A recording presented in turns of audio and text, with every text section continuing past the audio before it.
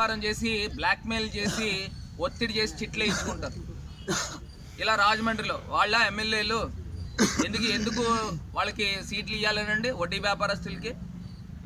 దాన్నే కదా అడ్డంగా దొరికి సెంట్రల్ జైలుకి వెళ్ళి ఊసలు లెక్క పెట్టింది. ఇవాళ ప్రజలందరూ కూడా అవగాహన చేసుకుంటా ఉన్నారు. ఇవాళ సంక్షేమంలో మాతో పోటీ పడలేరు, డెవలప్మెంట్లో కూడా నేను ఇవాళ చెప్తా ఉన్నా మాతో పోటీ పడలేరు. ఒక రాంగ్ నెరేటివ్ వెళ్ళిపోయింది ప్రజల్లో. అంటే ఈయన జగనన్న ప్రభుత్వం ఓన్లీ సంక్షేమం చేస్తున్నారు, అభివృద్ధి చేయట్లేదని. నేను ఇవాళ ఓపెన్గా చేస్తూ ఉన్నా, ఓపెన్గా ఛాలెంజ్ చేస్తూ ఉన్నా.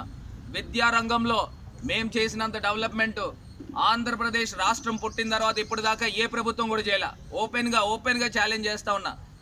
దానికి డిబేట్కి సిద్ధం అంటే సిద్ధం. ఎవరినైనా తెచ్చుకోండి, మేధావులను తెచ్చుకోండి, నేనే కూర్చుంటా. అదే రకంగా వైద్య రంగంలో మేము చేసినంత డెవలప్మెంట్ ఇప్పటిదాకా ఆంధ్రప్రదేశ్ ఏర్పడిన తర్వాత ఏ ప్రభుత్వం కూడా చేయలే. Open challenge. ఇవాళ 16 కొత్త మెడికల్ కాలేజీలు మేము తీసుకొస్తా ఉన్నాం.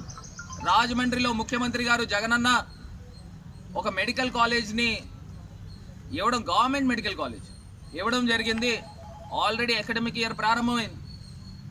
ఇవాళ ఎన్నో కొత్త పరవళ్ళు తొక్కుతూ ఇవాళ డెవలప్మెంట్లో ఆంధ్రప్రదేశ్ పరిగెడతా ఉంది. కానీ ఒక్కటి నేను చెప్పే అంశం అంటే వెరీ క్లియర్ అండి. నిజంగా ఆంధ్రప్రదేశ్ రాష్ట్రానికి ఖచ్చితంగా ప్రత్యేక హోదా ఇవ్వాల్సిన అంశం ఉంది. అది కేంద్ర ప్రభుత్వం అబ్సల్యూట్ మెజారిటీ ఉండడం వలన అది సాధ్యం కాలేకపోతుంది. ఏది ఏమైనప్పటికీ ప్రత్యేక హోదాకి మేము కట్టుబడి ఉన్నాం. సమయం వచ్చినప్పుడు ఖచ్చితంగా అది సాధించుకుంటామని కూడా ఈ సందర్భంగా మరి తెలియపరుస్తూ, చంద్రబాబు నాయుడు గారు నా పైన ఇంకా అభాండాలు అభియోగాలు చేశాడు. ఆ భూముల్లో 150 కోట్లు కొట్టేశానంట. ఓపెన్గా ఛాలెంజ్ చేస్తున్నానండి. మీరు రండి, చూపించండి. ఎన్ని ఏజెన్సీలు పెట్టుకుంటారో పెట్టించుకోండి.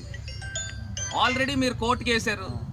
కోర్టు అంతా కూడా క్లియర్గా ఉందని క్లీన్ చీట్ ఇచ్చి ఏదైతే మీరు కోర్టులో కేసు వేశారో కోర్టు కూడా కొట్టేసింది హైకోర్టు.